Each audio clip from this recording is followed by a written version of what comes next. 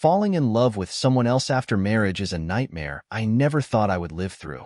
Melissa Carter, a name I wish I could erase from my memory forever. My name is Jacob Roberts, and Melissa was my wife for 2 decades.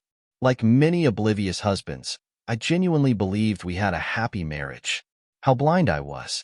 Melissa and I both grew up in modest neighborhoods in the small town of Glenwood. We went to the same high school but ran in entirely different circles, so we were little more than acquaintances back then. It was not until a few years after graduation that we started seeing each other. At that point, Melissa was working as an assistant at a small law firm, and I had just launched my business creating websites. Things took off when I developed 2 comparison platforms, one for loans and the other for consumer electronics. Both were incredibly successful. By the time Melissa and I got married, I was already doing quite well financially. My attorney strongly advised me to set up a prenuptial agreement to protect my assets. The agreement stated that if our marriage ended for any reason, Melissa would receive a percentage of my wealth. Believing wholeheartedly that we were meant to be together forever, I agreed without hesitation. Melissa, reassured that she would be financially secure, signed the paperwork as well. Despite having very different career paths, Melissa and I were a perfect match behind closed doors. Her passion and desire were unmatched, and over the years, intimacy remained a cornerstone of our relationship. Throughout our marriage, we never went less than 4 times a week without sharing those moments. Our first child, Henry, was born almost 2 years after we exchanged vows, and 4 years later, we welcomed twin boys, Logan and Caleb. The only disagreement we had was over their names. For some reason, Melissa favored names with historical or biblical significance, even though we were not religious. After much discussion, we reached a compromise. We built a wonderful life in a beautiful home located in a suburban neighborhood just outside Pinecrest City. Our neighbors were a mix of successful entrepreneurs, artists, and even a few well-known television personalities. Invitations to parties and industry events were common, but Melissa and I often turned them down to spend time with the boys. By the time I hit my mid-40s, my business had expanded significantly. I had 40 employees on the payroll, with Eric Stone, my chief executive officer, managing the day-to-day operations. The rest of the staff handled either technical work or financial matters. To foster loyalty among the team, I introduced several incentives: birthdays off with pay, fully covered lunches for employees and their partners, and a private healthcare plan. These benefits extended to their immediate families, and most of my employees appreciated this support. One of the perks included health checkups every 2 years, which I decided to participate in to set an example. At the time, I was approaching my 45th birthday and was in excellent shape. During the appointment, the doctor asked the usual questions about my habits, whether I smoked, drank, or exercised regularly. After taking my vitals, he also collected blood and urine samples for routine testing. I left the clinic feeling confident, certain there was nothing to worry about. That evening, Melissa and I sat down to discuss Henry's upcoming 18th birthday. We decided to rent out a space to celebrate, agreeing it would be better than hosting a bunch of teenagers at home. Life felt good, secure even. That illusion shattered just 2 days later. I received a call from the doctor requesting an in-person meeting to discuss my test results. My stomach churned as I sat across from him in his office. "Is it bad?" I asked nervously. "Not life-threatening," he assured me, before explaining that I had a hereditary condition called hemochromatosis, where the body absorbs too much iron. He went on about medication and treatment, but then came the bombshell. "You are also sterile, Mr. Roberts." I stared at him, stunned. "Are you sure?" I managed to ask. He nodded. "Based on your test results, it is likely you have always been infertile." The weight of his words hit me like a freight train. If I was sterile, what did that mean for my 3 boys? I left the clinic in a fog, driving home instead of heading back to work. With Melissa at her job and the kids still at school, I had time to process the news. After hours of wrestling with the implications, I decided the boys needed immediate testing. If they were not biologically mine, I deserved answers from Melissa.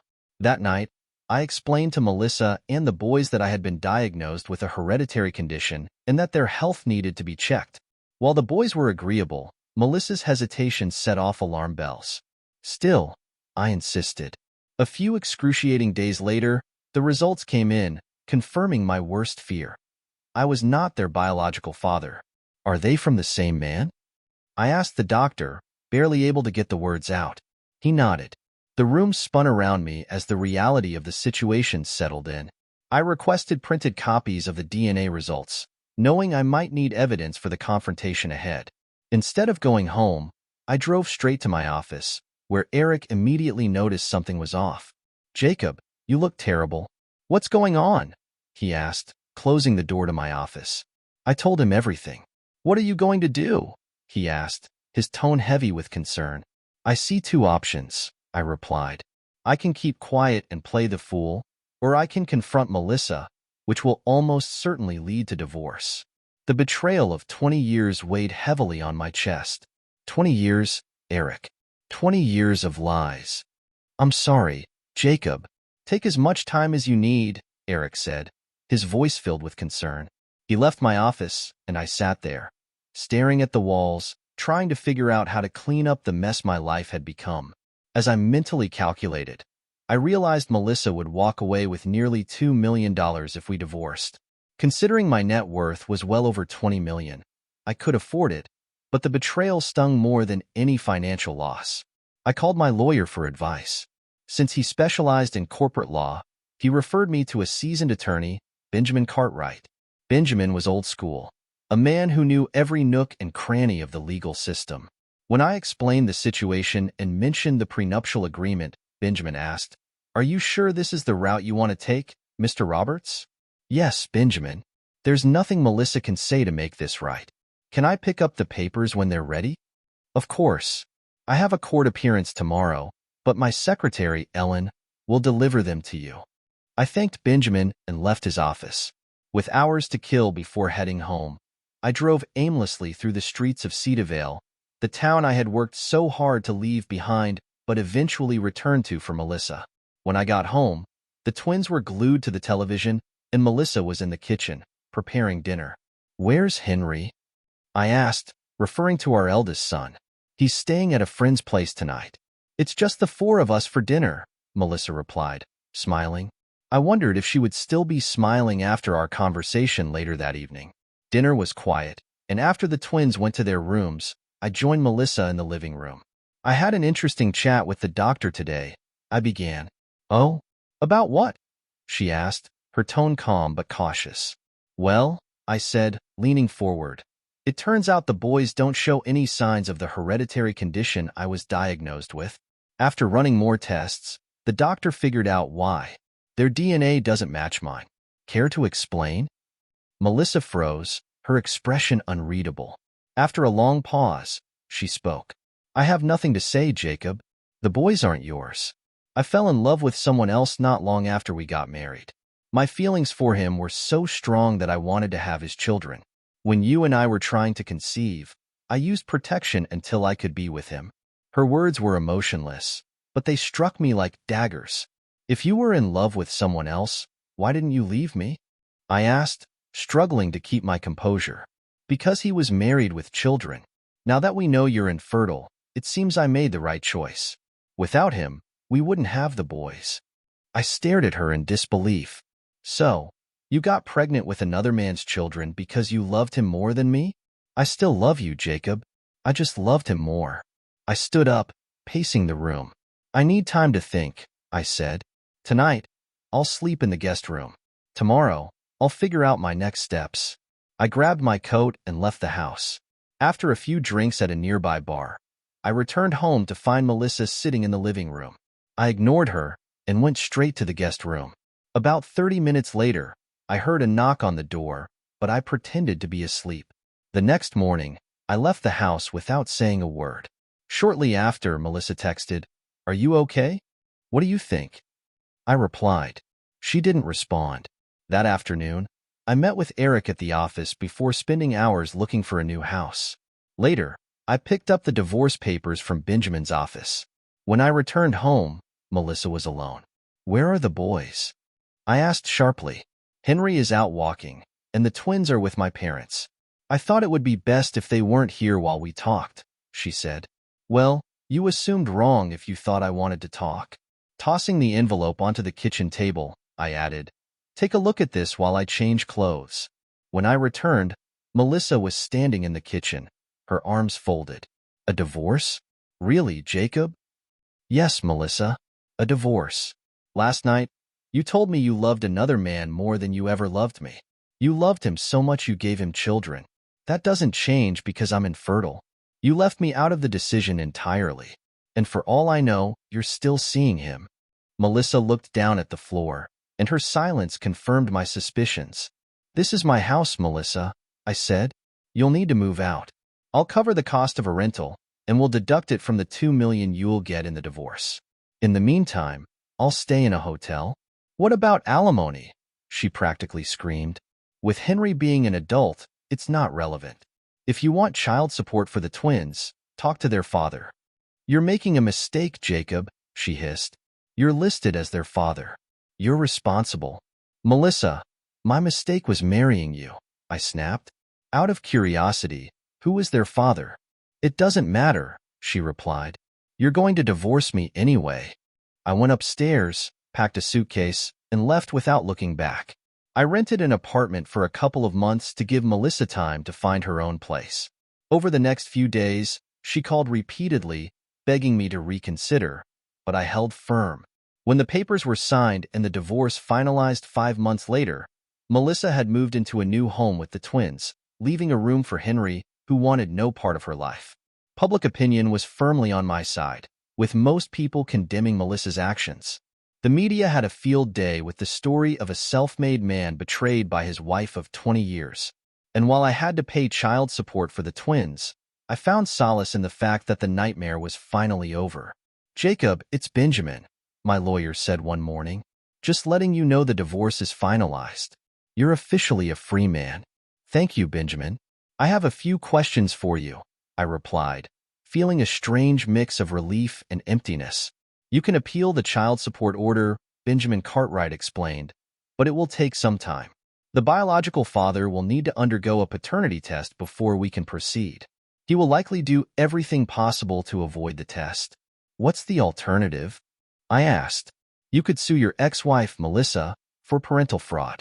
If you win, you'll be removed from the children's birth certificates and could even demand reimbursement for the child support you've already paid since the divorce. If we subpoena her, she'll have to reveal the biological father's identity under oath. From there, you can sue him for backdated child support. Do it, Benjamin, I said. Prepare the paperwork and file it immediately. Will do, Jacob, he replied. I'll let you know when Melissa is served. 3 days later, Benjamin informed me that Melissa had been served with the parental fraud lawsuit. I was anticipating an angry phone call, but her silence unsettled me. Instead, Benjamin called again. Melissa's lawyer wants to arrange a meeting, he said. Tell them I'm not interested. We'll see each other in court. On the day of the hearing, I sat beside Benjamin while Melissa sat across the room with her attorney. She looked nervous, which was a first for her. Her lawyer appeared to be someone from the firm where she used to work. The hearing began with me explaining why I was suing Melissa. Her attorney asked questions, followed by Benjamin, who did not hold back. Ms. Carter, Benjamin said firmly, your ex-husband is suing you for parental fraud. During the divorce, you admitted that my client is not the biological father of your 3 sons. He now seeks to have his name removed from their birth certificates and replaced with that of their biological father. Please tell us who the real father is. Melissa stared at the floor, silent. Ms. Carter, the judge said, you are under oath. Please answer the question. After a long pause, Melissa finally spoke in a barely audible voice. Matthew Patterson. The judge leaned forward. Speak up, Miss Carter. Matthew Patterson, she repeated, louder this time, before staring back down at the floor. A young woman sitting behind me promptly exited the courtroom. Benjamin turned to the judge. Your Honor, Ms. Carter has identified the biological father. My client respectfully requests that his name be removed from the birth certificates. The judge reviewed the documents in front of him. Ms. Carter, he said, you deceived your ex-husband into believing he was the father of 3 children, knowing this was not true. I sentence you to 6 months in prison, suspended for 2 years. If you are convicted of any offense during this time, those 6 months will be added to your sentence. Do you understand? Yes, Your Honor, Melissa replied quietly. Turning to me, the judge continued, Mr. Roberts, by court order, your name will be removed from the birth certificates of Ms. Carter's children. You are released from any further child support obligations. Thank you, Your Honor, I said, standing as the judge left the courtroom. As Benjamin gathered his papers, we exited the courtroom together. Melissa caught up with us in the hallway. I hope you're happy, Jacob, she said angrily. You've probably ruined a man's life, not to mention his marriage. With all your money, you could have afforded a few more years of child support. If you'll excuse me, Melissa, I replied coldly, I have no interest in speaking to you. Before she could respond, Benjamin spoke up. Miss Carter, you might want to know that Mr. Patterson has already been served with child support papers. Good day. We walked away, leaving Melissa in tears. How did you manage to serve Patterson so quickly? I asked Benjamin as we left the courthouse. It was all thanks to my assistant Elaine, he said with a grin. She had the papers ready, and as soon as Melissa named Patterson, Elaine stepped out to call the process server. He served Patterson before the hearing even ended. Apparently, Patterson fainted when he opened the envelope and had to be taken to the hospital. The next morning, the tabloids were plastered with the news. Matthew Patterson, a well-known local businessman, had not only been exposed as the father of Melissa's children, but also fired from his job for violating company policy by having an affair with a subordinate. Melissa was fired as well.